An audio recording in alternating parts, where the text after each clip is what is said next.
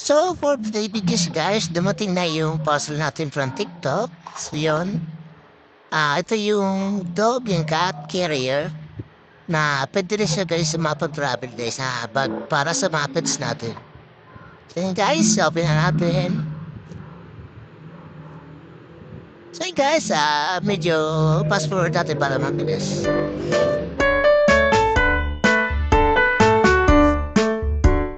So, ito na nga guys, tabi na natin siya. And kulay, light blue siya guys, na nabili ko. Tama ba, light blue? So, yun. So medyo palaki yan din siya guys, kasya ang dalawang pusang maliit.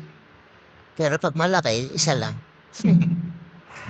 Ganun siya guys, may glass yung harap niya na plastic. Then may dalawang butas siya guys para makahinga yung bed natin. Then sa ibulsa na rin sa gilid, pwede rin i-open din yan. Pero wala talaga siyang bulsa. Gulo na. So yun na nga guys. Nabili ko siya ng 330 sa TikTok. So, ito yung, guys, yung link ay video. So, okay siya, guys. Mura na yan, guys. Naka-on sale siya. Sila ngayon sa TikTok.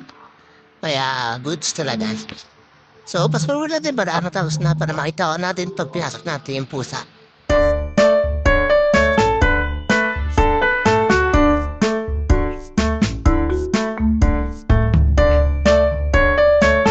So, banto itsura niya guys, pag isang pusa na malaki. So, kasi yung pusa ko, na panganay namin is malaki talaga.